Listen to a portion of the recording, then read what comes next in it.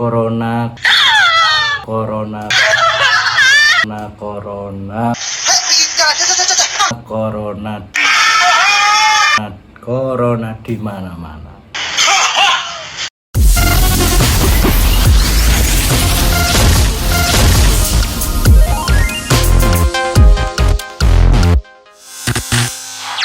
Ya, gue bilang sama teman-teman ya, buat yang berada di perantauan, tetap stay aja di sana, jangan pulang kamu dulu karena belum kondusif kondisinya, karena Anda juga tidak mengetahui apakah Anda terjangkit atau tidak. Nah kan, lebih baik masih berada di perantauan, mengisolasi diri sendiri selama 14 hari menurut anjuran pemerintah. Lebih baik dan lebih aman Anda itu tetap di tanah perantauan aja, nggak usah pulang dulu. Kan udah biasa kan kalau belum pulang. Lagian juga belum lebaran. Jangan manfaatin liburan ini untuk pulang kampung.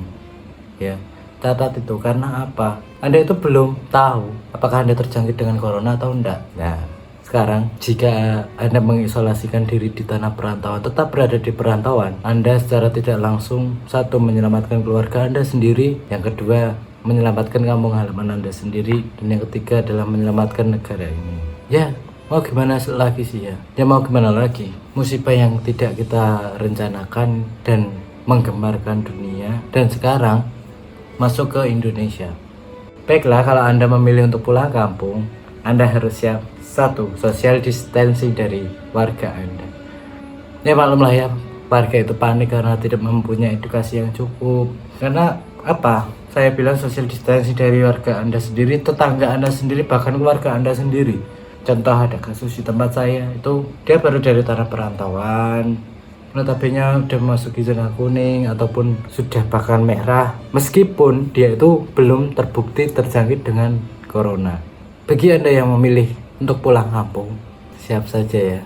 Dan jangan salahkan warga jika Anda diisolasikan oleh warga Anda sendiri, tetangga Anda sendiri. Karena mereka itu panik, takut. Kan pemerintah sudah menganjurkan untuk tidak pulang kampung terlebih dahulu sebelum kondisi kondusif.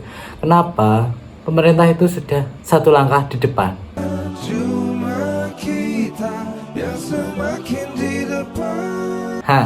Satu langkah di depan maksudnya ya.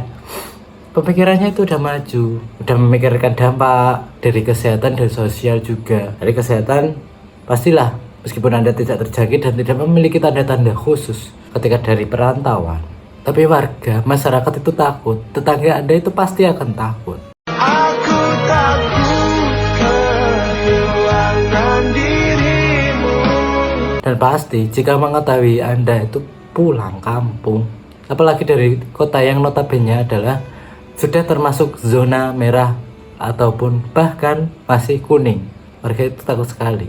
Ada warga yang menyarankan untuk diperiksakan diri dulu ke pusat kesehatan atau melapor ke desa ataupun bagaimana lah, tergantung daerah masing-masing ya kan.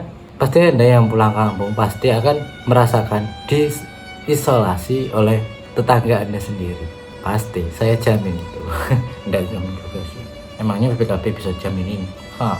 Ada temen yang curhat, dia itu sebetulnya cuma dari kota dekat lah dengan kota saya ya, meskipun sudah memasuki zona kuning, dan sekarang dia diisolasi oleh warganya sendiri.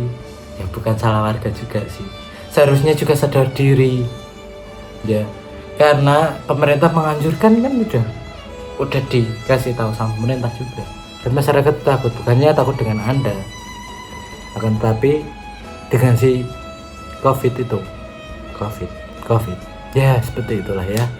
Kronologisnya pasti seperti ini.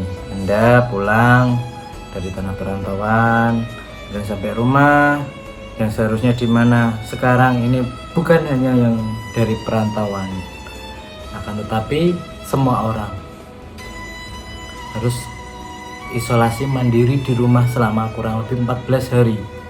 Kenapa? Karena saya bukan orang kesehatan, jadi saya kasih video dari Pak Ganjar Pranowo dengan dokter mengenai informasi lengkap COVID-19 atau Corona, dan kenapa harus diisolasi selama 14 hari dan kenapa harus mengisolasikan diri selama kurang lebih 14 hari.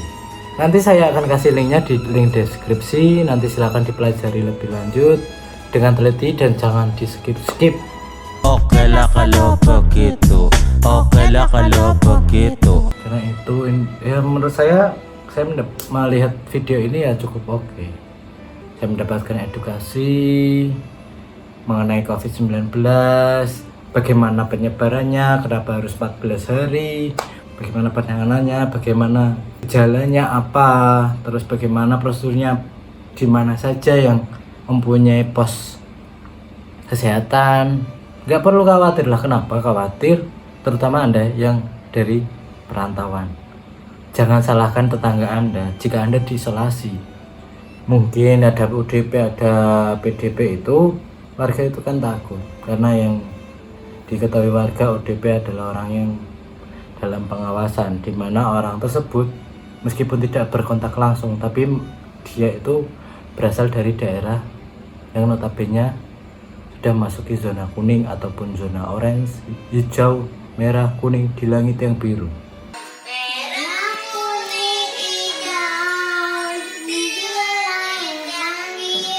Anda memutuskan untuk pulang kampung. Oke, enggak apa-apa. Silahkan untuk pulang kampung. Kalau emang Anda mau memaksakan diri untuk pulang kampung ya silahkan. Saya juga bukan siapa-siapa. Ngapain melarang-larang Anda? Gitu. Itu rumah-rumah Anda sendiri. Anda bayar-bayar sendiri. Anda bangun sendiri. Gak mungkin bisa bangun sendiri. Pastilah ada tukang. Jangan panik, woi. Baiklah. Sebenarnya dalam video saya kali ini cuman ada 2 kesimpulan. Lebih baik Anda mentaati aturan pemerintah, yaitu tetap berada di perantauan. Bagi untuk yang perantauan, mengisolasikan diri secara mandiri selama 14 hari. Dan yang paling penting, jika Anda memutuskan untuk pulang kampung, silahkan. Akan tetapi jangan salahkan warga ketika Anda diisolasikan warga atau tetangga Anda sendiri. Langkah apa selanjutnya? Jika Anda memilih pulang kampung tapi Anda diisolasikan diri, tenang. Sekarang informasi dapat dengan mudah kita akses. Anda bisa datang ke pusat kesehatan, puskesmas, rumah sakit daerah di tempat Anda untuk mendapatkan penanganan ataupun konsultasi. Itu bisa Anda lakukan secara gratis. Baiklah, mengenai Anda jika memilih pulang kampung dan Anda merasa terisolasi, ingin mendapatkan kembali kebahagiaan Anda di rumah Anda sendiri, lebih baik Anda mengajukan diri untuk pemeriksaan ke pusat kesehatan yang disediakan oleh pemerintah, contohnya di puskesmas ataupun di rumah sakit ataupun tempat yang ditunjuk oleh pemerintah itu sendiri. Jika Anda merasa malu, khawatir, dan merasa terisolasi, silakan Anda menghubungi pemerintah, dinas kesehatan yang terkait, ataupun baiklah bahkan di desa Anda sendiri sekarang ada relawan penanggulangan COVID-19 atau Corona. Jika Anda malu, hubungi saja relawan-relawan itu dengan chat pribadi ataupun cari kontak-kontaknya. Kalau Anda tidak mengetahui relawannya itu siapa saja di desa Anda, ya pasti Anda bisa menghubungi satu kepala desa, lurah ataupun petinggi Anda, ataupun perangkat desa kelurahan, pegawai desa kelurahan Anda. Bahkan yang paling terdekat dengan Anda adalah pengurus RT. Itu pasti. Itu akan nanti prosedurnya ya tergantung daerah kalian masing-masing. Intinya jangan khawatir. Dengan COVID-19 ini Anda tidak perlu khawatir.